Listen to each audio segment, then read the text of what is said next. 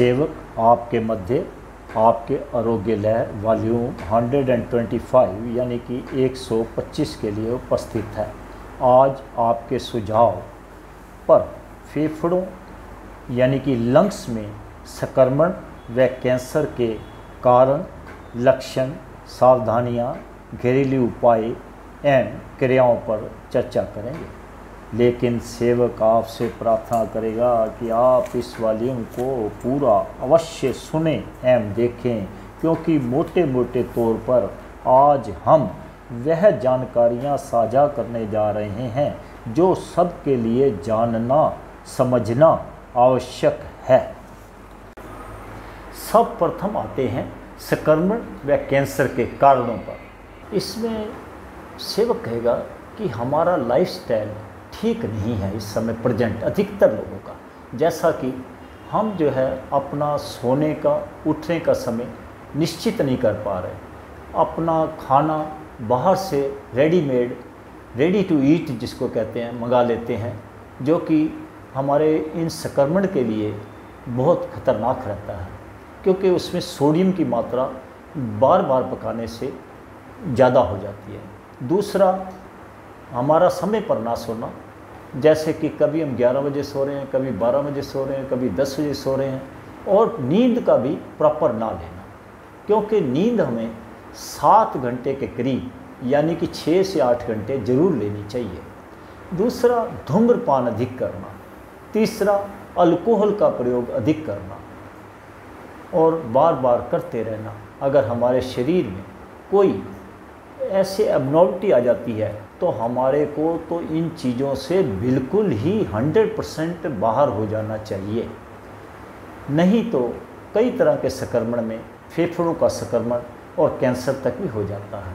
ये कई प्रकार के होते हैं। अल्सर टाइप बन जाते हैं पहले, और जिसमें थैली बन जाती है, उसमें वैक्यूम इकट्ठा हो जाता है और वैसे जैसे छोटी सी थैली होती है ऐसे क्रिएट हो जाती है, तो वो भी हमारे को तंग करती हैं। वो या हार्ड हो जाती हैं, जो हमारे को कैंसर तो जल्दी नहीं बनाती, लेकिन फिर भी वो हमारे शरीर में एबनॉर्मल लगती हैं। तो इसलिए हमारे को जो है इसी प्रकार जो फेफड़ों में भी ये हमारे ऐसे वैक्यूम की थैलियाँ बन जाती हैं और जो बाद में कैंसर में भी कन्वर्ट हो जाती हैं।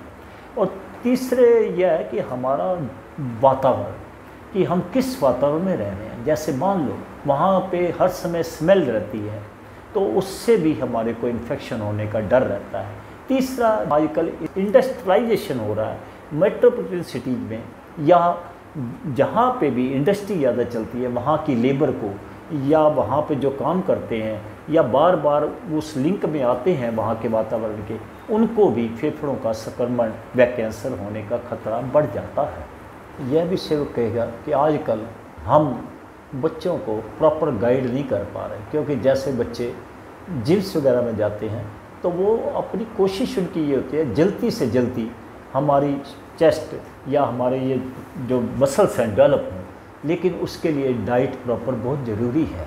हम उसमें और वहाँ पे जाके वो एक्सेस एक्सरसाइज कर लेते हैं और प्रॉपर वहाँ पे गाइडेंस सेवक महसूस करता है कि या तो उनको प्रॉपर वहाँ पे गाइडेंस नहीं मिलती, या उनके मन में जल्दी से जल्दी अपने मसल्स को प्रिपेयर करने की होती है।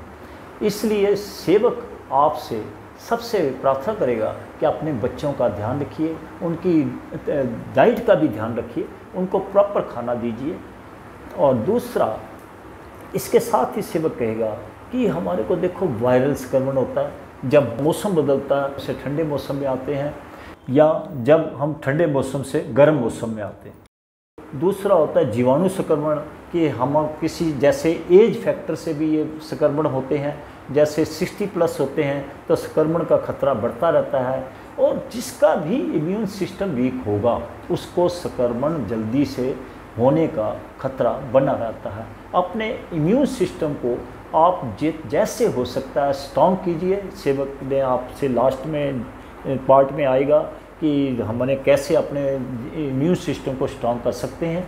अब सेवक आपके साथ कुछ रिसर्च न्यूज़पेपर के द्वारा साझा करने जा रहा है। जैसा कि आप इस न्यूज़पेपर कटिंग में पढ़ रहे होंगे कि जब हमें गैस या एसिडिटी होती है तो हम देखते हैं कि लोग आपस में बताकर या रेनिटिडीन, जेंटेक या ओम्पेराजोल आदि गैस की दवाइयों को लंबे समय तक खाते रहते हैं। यह भी हमारी इन्फेक्शन का कारण बन जाती हैं। कई बार हम देखते हैं कि हॉस्पिटल्स में प्रॉपर टेस्टिंग ना होने से भी हम इन्फेक्शन ले आते हैं। जैसा कि आप इस कटिंग में भी पढ़ रहे होंगे कि दिल्ली के राममनोहर लोहिया हॉस्पिटल में नैक यानी कि न्यूक्लिक एसिड टेस्टिंग, जो कि वर्ल्ड में मान्य है, वर्ल्ड हेल्थ ऑर्गेनाइजेशन द्वारा और इवन यूएस के फूड एंड ड्रग एडमिनिस्ट्रेशन द्वारा, यहाँ पे आप पढ़ रहे होंगे कि राममनोहर लोहिया में यह मशीन जो है नवंबर 24 से ख़राब पड़ी है और इसमें इन्होंने यह भी बताया कि इसको 2-3 महीने लगेंगे। इसका मतलब इस दौरान एमरजेंसी में या एमरजेंसी सर्जरी में जिसको भी ब्लड की ज़रूरत पड़ती होगी उसको दूसरी फैसिलिटी से टेस्ट करके यह चढ़ाया जा रहा होगा, जिसमें कि इन्फेक्शन होने का डर बनता है। और दूसरा, सेवक यहाँ पे यह भी कहेगा कि सेवक यह अनुमान लगाता है कि दूसरे हॉस्पिटल में तो नेट फैसिलिटी हो सकता है, NAT वाली फैसिलिटी की मशीन अवेलेबल भी ना हो, वहाँ पे सिर्फ ELISA द्वारा ही काम चलाया जा रहा हो। जैसा कि आप इस कटिंग में भी पढ़ रहे होंगे कि हॉस्पिटल्स में जब हमें बड़ी नाड़ियों में ट्यूब्स लगाई जाती हैं जिसको कि सेंट्रल लाइंस कहा जाता है, उससे भी इन्फेक्शन होने का खतरा बना रहता है। और इसमें आप यह भी पढ़ रहे होंगे कि लांसेट स्टडी ने यह पाया है कि 40% पेशेंट जिनको सेंट्रल लाइन इन्फेक्शन हो जाते हैं 2 सप्ताह में संसार छोड़ जाते हैं। उन्होंने इसका रेट 8.83 पर 1000 बताया है, जबकि 2020 में यह सिर्फ 0.87% था। कई बारी हम देखते हैं कि हम आपस में एक दूसरे को एंटीबायोटिक मेडिसिन किसी भी पर्पस के लिए बता देते हैं और खाना भी शुरू कर देते हैं और खा भी लेते हैं। आप इस कटिंग की रिसर्च में पढ़ रहे होंगे जो कि 33,000 हॉस्पिटल्स पर और 23,000 पेशेंट पर रिसर्च हुई कि एंटीबायोटिक अधिक लेने से व हैवी एंटीबायोटिक्स का प्रयोग करने से हमारा गुड बैक्टीरिया जो हमारे अंदर होता है वह भी ख़त्म हो जाता है या बहुत कम हो जाता है, जिससे हमें इन्फेक्शन हो जाता है। सेवक यहाँ आपसे यह भी प्रार्थना करेगा कि आप एंटीबायोटिक्स को ऐसे अननेसेसरी किसी के कहने से मत यूज़ किया कीजिए, डॉक्टर की सलाह से ही लीजिए। और यह भी आपसे प्रार्थना करेगा कि अपना फिजिशियन अच्छा रखिए। यह नहीं कि एक से आपको ठीक नहीं लगा तो आप दूसरे के पास चले गए और उसको यह नहीं पता लगता कि आपने कौन सी एंटीबायोटिक पहले ली है, वो भी एंटीबायोटिक लिख देते हैं। तो रेगुलर एंटीबायोटिक यूज़ से, हैवी एंटीबायोटिक यूज़ से भी हमारे को इन्फेक्शन होते रहते हैं। इन्फेक्शन के लिए आप यह महसूस करते होंगे कि सिगरेट या शराब पीने से ही इन्फेक्शन होता है, लेकिन मेट्रोपॉलिटन सिटी में जैसा कि इस रिसर्च में आप पढ़ पा रहे होंगे कि लंग कैंसर का कारण यहाँ का पोल्यूशन वातावरण है। कि आप न्यूज़पेपर में और मीडिया में भी देखते होंगे आज इतना स्तर है पोल्यूशन का।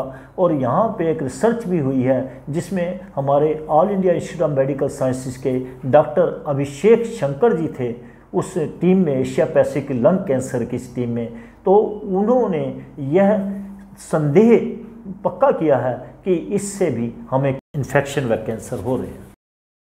इस कटिंग में आप यह स्टडी पढ़ रहे होंगे जो कि कई हज़ार लोगों पर 12 वर्षों तक की गई है कि यह जो हम बाहर से खाना मंगाकर खाते हैं जिसको हम अल्ट्रा प्रोसेस्ड फूड कहते हैं, या हम जो मीठे पेय हम ले रहे हैं, ये ड्रिंक, कोल्ड ड्रिंक जिसको हम कहते हैं जिसमें चीनी होती है, ये भी हमारे लंग्स के इन्फेक्शन एंड कैंसर का कारण बन रहे हैं।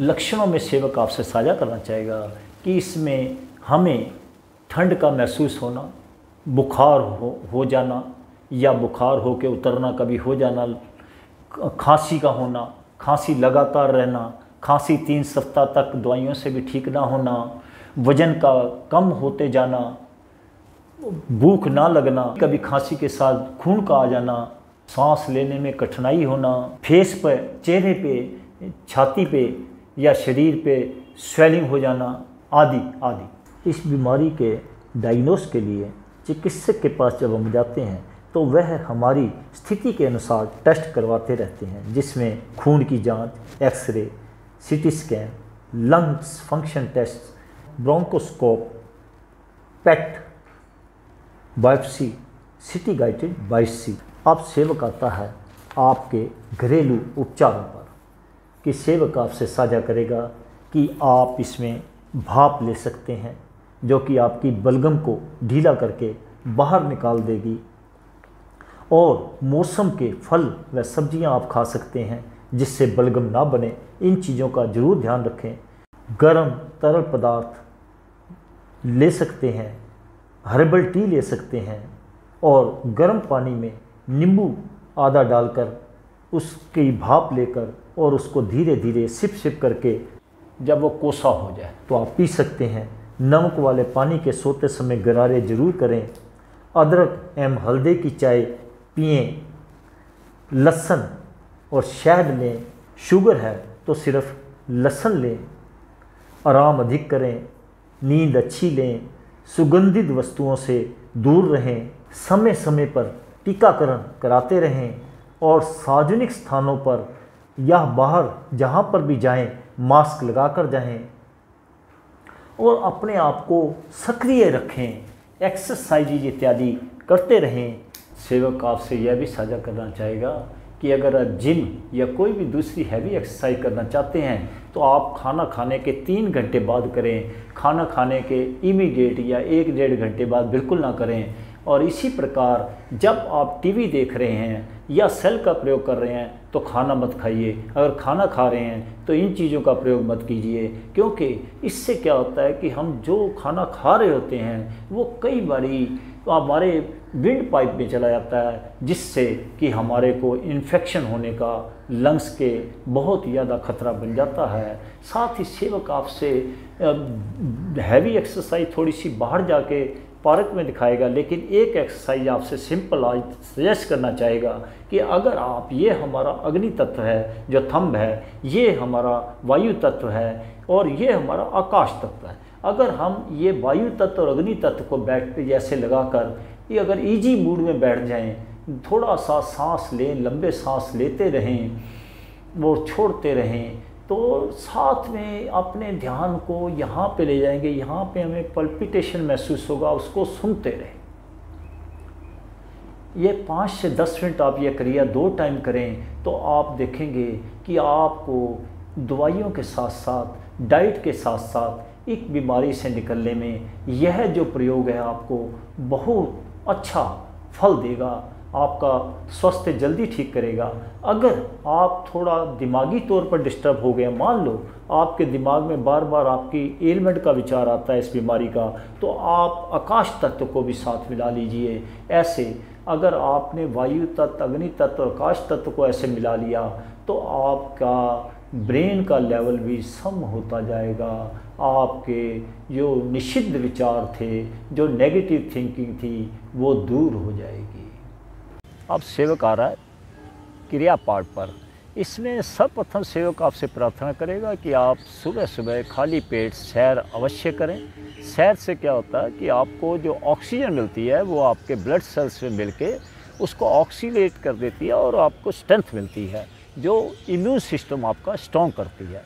अब आते हैं एक्सरसाइज की लोम विलोम। सेवक आपसे अनुलोम विलोम के लिए बार बार कहता आ रहा है। आप क्या करेंगे कि पहले जब क्रिया करेंगे तो ऐसे अपने थंब को यहाँ पे रख लेंगे राइट नोजल पर, लेफ़्ट नोजल पर 2 उंगलियाँ ऐसे बना के रखेंगे। सांस लेंगे बड़े प्यार से लेफ़्ट साइड से,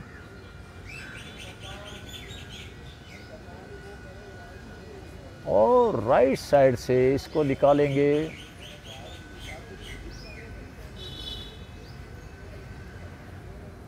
अब राइट साइड से लेंगे और लेफ़्ट साइड से निकालेंगे। इस प्रकार से इस क्रिया को आपने 5 से 10 मिनट तक कर सकते हैं। और इसमें ये ध्यान रखना है कि आपने लेफ़्ट से ही शुरू करनी है और जब समाप्ति करनी है तो राइट से लेने के बाद लेफ़्ट पे निकालनी है। अब आते हैं दूसरी क्रिया पर कि मास्टर एक्सरसाइज कहते हैं इसको, आपके लंग्स इंस्पेक्शन को क्लियर करने के लिए और आपका किसी तरह का इन्फेक्शन आगे भी ना हो। इसमें क्या है देखिए, वैसे तो बहुत एक्सरसाइज है, आपको सेवक कहेगा कि आप अपने शरीर को एक्टिवेट करने के लिए जो भी एक्सरसाइज कर सकते हैं कीजिए, लेकिन ये एक मास्टर एक्सरसाइज सेवक आपसे साझा करने जा रहा है। आप सांस लेंगे, सांस लिया, आप निकालते जाएंगे ऐसे।